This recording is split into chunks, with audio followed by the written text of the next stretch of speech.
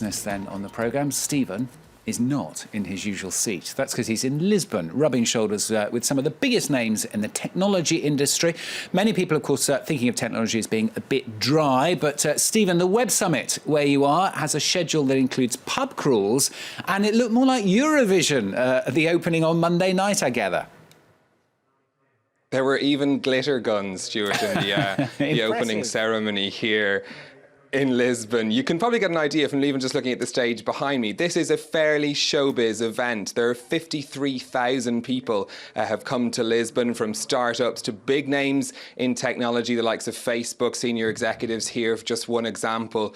And also, of course, those that are looking to try and invest in those companies. We had the big opening ceremony with the Prime Minister of Portugal here yesterday. The main hall outside has 15,000 seats in it, and we've got the Chief Technology Officer of Facebook up later this morning talking about what the social network will look like in 10 years' time. So plenty, not only on the technology front, but also on general, more wide society issues, not only being affected by the technology industry, but generally of interest to society. But the main event for around 1,500 startups here is trying to make it big with their business ideas. And to do that, they're hoping to speak to people like my guest this morning, Carlos Eduardo Espinal, who's a partner at Seedcamp, an investment fund. Thanks for being with us on France 24.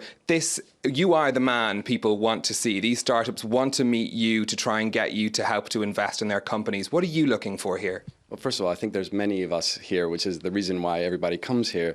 But in terms of what I'm looking for the latest in innovation that will be changing the world in the next 10 years. And your people will be trying to pitch their companies to you, to attract you to, get involved in their ideas. What makes a perfect pitch for you? So the perfect pitch has an emotional component. I don't think it's just a rant on features. It's a story. So you have to be able to connect with people. Your Seedcamp has invested in things like TransferWise, the money transfer service. Do you have particular sectors that you're looking for? So the sectors is a good question because it's an evolving thing. Every year there's new things that come up. Virtual reality was something that really only came on the scene about 2 years ago, really, in terms of mass market. So we've done investments there. Artificial intelligence is another emerging area, super interesting. Financial services and innovation in how to democratize financial services continues to be an interesting thing. And I think in the next maybe 5 years is how to change healthcare, how to make it more accessible for more people. And, when you kind of will be walking through the stands later where all these startups are trying to attract attention, what are you looking for here? Are there certain topics that you're looking to will stand out for you?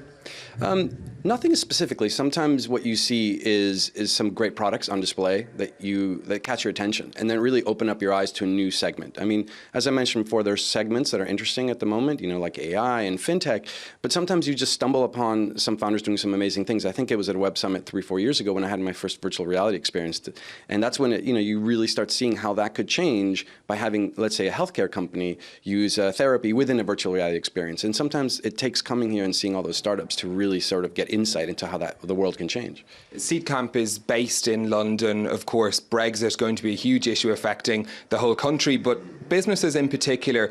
Do you think it's going to change the startup scene in London? Yeah, it's a very good question. I think everyone is asking themselves. It's a evolving thing. There's a lot of other variables that can affect it. The U.S. elections for other European states next year.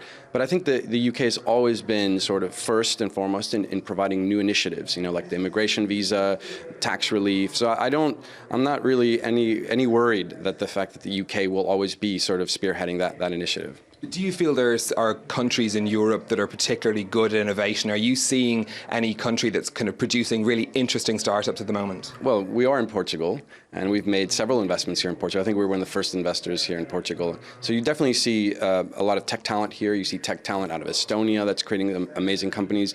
The Nordics are creating some amazing things. Of course, Germany, France, Spain. And I think it's kind of maybe not fair to say like any one country has a monopoly on talent. I think every country has something to contribute. But I think different regions have different specialties, right? Different regions have food or fashion or financial services and health. So I think, we'll all be contributing. Okay, Carlos Eduardo Espinal, partner at Seedcamp. Thank you very much for joining us this morning on France 24. Just time for a look at the markets before we go. We've got European shares opening down. Of course, the focus today on the US elections. It's going to be a very volatile 48 hours ahead on financial markets. In Asia earlier, we had seen some gains on the markets there coming off the back of a good day on Wall Street on Monday. But of course, financial investors watching very closely the events from the United States for the next 24 hours. But from here in Lisbon, it's back to the studio. We'll have more from the Web Summit later in the day. Thank you very much, Stephen. Stephen Carroll at the Web Summit. What more could you want? Glitter guns and Stephen Carroll.